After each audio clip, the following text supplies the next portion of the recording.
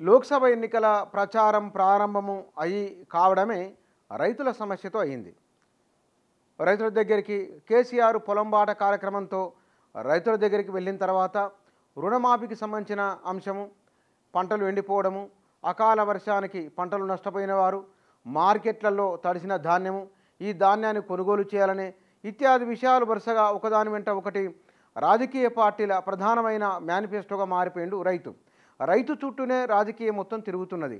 నిన్న బండి సంజయ్ కొనుగోలు కేంద్రానికి వెళ్ళి తడిసిన ధాన్యాన్ని కూడా కొనుగోలు చేయాలి ప్రభుత్వం అని డిమాండ్ చేసింది.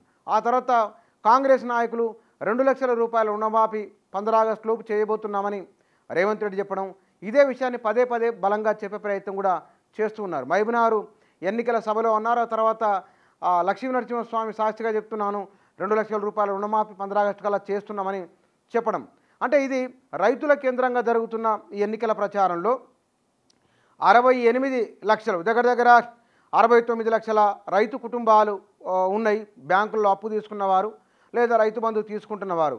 ఈ ఇన్ని కుటుంబాలకు భరోసాగా తామంటే తామున్నామని ఆ ఓటర్లను తమ వైపు తిప్పుకునే ప్రయత్నం రాజకీయ పార్టీలు చేస్తున్నాయి.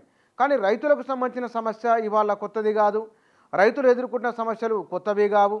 ప్రభుత్వం అనుకుంటే కనుక ఒక మండలాన్ని లేదా ఒక గ్రామానికి ఇన్ని టార్పాలిన్లు ఏర్పాటు చేయడము, లేకపోతే కనుక ఉమ్మడిగా ధాన్యాన్ని ఒక దగ్గర ఆరబెట్టుకోవడానికి, దాన్ని సంచుల్లోకి నింపుకోవడానికి ఒక వ్యవస్థ నిర్మాణం చేస్తే కనుక ఇవాళ ఇంత సమస్య ఉండేది కాదు. కానీ ప్రతిసారి రైతు సమస్య ఎజెండా అయినట్లుగానే ఈసారి మరింత ఎక్కువైంది. ఇక్కడ బీజేపీ, కాంగ్రెసు, బీఆర్ఎస్ ఈ 3 పార్టీలు పోటీలు పడి రైతుల చుట్టూ తిరుగుతున్నాయి. రైతుల వద్దకు వెళ్తున్నారు, ధాన్యము కోతల దగ్గరికి వెళ్తున్నారు, తర్వాత నూర్పిళ్ళ దగ్గరికి వెళ్తున్నారు, మార్కెట్కి వెళ్తున్నారు, దాన్ని గిట్టుబాటు ధర గురించి మాట్లాడుతున్నారు, పంట నష్ట పరిహారం గురించి మాట్లాడుతున్నారు. ప్రభుత్వం కూడా వెనువెంటనే స్పందిస్తున్నది. మొత్తము నిన్న వర్షం రాగానే ఇవాళ సాయంత్రానికల్లా ప్రభుత్వం లెక్కలు తెప్పించుకొని 8,000 ఎకరాల్లో పంట నష్టం జరిగింది ఇత్యాది విషయాలు ప్రధానంగా ప్రభుత్వ స్పందనకు సంబంధించింది. విపక్షాల ప్రశ్నలకు సంబంధించినవి మీడియాలో బలంగా వచ్చే విధంగా ప్రయత్నం చేస్తున్నారు. వాస్తవానికి ఇవాళ రైతులు ఎదుర్కొంటున్న సమస్య గడిచిన 10 ఏళ్ళుగా ఉన్నది. సాగు విస్తీర్ణం పెరిగిన తర్వాత దిగుబడి పెరిగింది. ఈ దిగుబడి పెరిగిన తర్వాత కొనుగోలు చేసేవారు లేక కొన్ని సందర్భాల్లో రోడ్లపైనే కిలోమీటర్ల మేర ధాన్యం తడిచిపోయి మొలకలు వచ్చినాయి. మనం 3-4 గంటల కింద చూసినాం. అది మా గోదాముల్లో కూడా అవి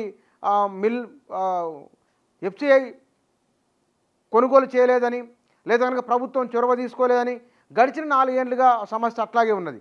విచిత్రం ఏమిటంటే అదే గత ప్రభుత్వం ఉన్నవారు ఇవాళ అదే రైతు సమస్య పైన ఇవాళ కాంగ్రెస్ విమర్శిస్తున్నారు. విపక్షంలో ఉన్నప్పుడు కాంగ్రెసు ఆనాడు ప్రభుత్వాన్ని విమర్శించింది. ఇవాళ అధికారంలోకి వచ్చిన తర్వాత ఈ ప్రభుత్వం కూడా రైతుల విషయంలో అట్లాగే వివరిస్తున్నదా అనే ఒక అనుమానం కూడా వస్తున్నది. అందుకోసమనే రైతు కేంద్రంగా చేసుకొని రైతులను సమస్యలను తామంటే తాము పట్టించుకుంటామనే ఒక బలమైన మెసేజ్ను పంపే ప్రయత్నం చేస్తున్నారు. పోయినసారి ఎన్నికల్లో పోయిన లోక్సభ ఎన్నికల్లో రైతుకు సంబంధించిన అంశం ఇంత పెద్ద ఎజెండా లేదు. వాస్తవానికి వాళ్ళ ఎజెండా జాతీయ పార్టీలకు సంబంధించిన వారి మేనిఫెస్టో ఉండాలి.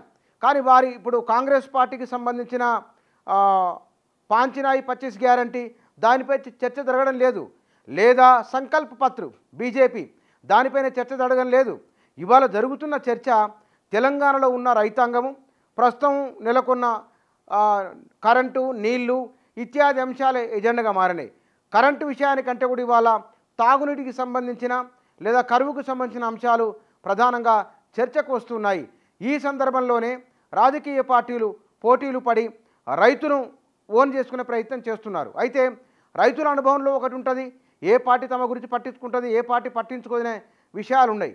రెండవది ఆయా రైతు కుటుంబాల లోపనే నిరుద్యోగులు ఉన్నారు. ఆ నిరుద్యోగుల ఆలోచన ఎటువైపు ఉన్నది కూడా ఒక అంశం. రెండవది ఇప్పుడు మాట్లాడుతున్న ఈ పార్టీలన్నీ కూడా రైతుల విషయంలో ఒక విధాన నిర్ణయాన్ని తీసుకొని రాజకీయ పరంగా ఒక ఉమ్మడిగా ఒక అంశాన్ని తీసుకొని రైతుల కోసం ప్రత్యేకించిన బడ్జెట్ కేటాయించి ఆ కేటాయించిన బడ్జెట్ మొత్తం ఖర్చు అయ్యేలా చేయగలిగితే కనుక ఇవాళ రైతులు ఎదుర్కొంటున్న సమస్య ఈ స్థాయిలో ఉండదు. ఎకరం, అరెకరం, 2 ఎకరాలలో కష్టాల కొడిచి పండించుకున్న పంట అది వర్షం వచ్చి రోడ్డు మీద కొట్టుకొని పోతే కనుక రైతు కష్టమంతా కొట్టుకొని పోయినట్లే. రైతు దానికి మనం మాటల్లో వ్యక్తీకరించలేని బాధ అది. కాబట్టి ప్రభుత్వం అనుకుంటే కనుక రైతును ఆదుకోవడం పెద్ద కష్టమైన విషయం ఏం కాదు. కాబట్టి కేంద్ర రాష్ట్ర ప్రభుత్వాలు రైతు అనుకోకుండానో లేకపోతే అవసరమో అనివార్యమో లోక్సభ ఎన్నికల ఎజెండా అయిండు, కానీ అతని సమస్యలు కొనసాగకుండా ఈ లోక్సభ ఎన్నికల్లో ఎజెండాగా అయిన రైతు వచ్చే ఎన్నికల నాటికైనా సరే, లేదా అనుకుంటే కనుక 7 2 నెలల్లోనే రైతు సమస్యలకు అద్భుతమైన పరిష్కారాన్ని చూపించవచ్చు. మరిన్ని మార్కెట్లు యార్డ్లు ఏర్పాటు చేయాలి. మార్కెట్లలో గిట్టుబాటు ధర వచ్చే విధంగా మిల్లర్లకు ట్రేడర్లకు ఆదేశించాలి. ప్రభుత్వం కఠినమైన నిబంధనలు రూపొందించాలి. ఉన్న వాటిని పటిష్టంగా అమలు చేయాలి. అధికార యంత్రాంగాన్ని అప్రమత్తం చేయాలి. ఇత్యాది విషయాలు అధికార పక్షం జరగవలసి ఉన్నది. విపక్షం ఎన్నికలప్పుడు రైతులు అనేదే కాకుండా ఆ రైతుల విషయంలో చిత్తశుద్ధితో ముందుకు వెళ్ళాలని ఒక మంచి ప్రతిపాదనతో ప్రభుత్వం ముందుకు రావాల్సిన అవసరం ఉన్నది. ఏతావాత తేలుతున్నది, ఈ లోక్సభ ఎన్నికల్లో రైతు ప్రధాన ఎజెండా, రైతు చుట్టే రాజకీయం నడుస్తున్నది. ఇది కేవలం ఎన్నికల హామీగానే, ఎన్నికల ప్రచారంలో ఒక అంశంగానే కాకుండా రైతు సమస్యకు శాశ్వత పరిష్కారం చూపించే దిశగా ఈ ఎన్నికల ప్రచారం, దీని ఫలితం ఉంటే బాగుంటుంది.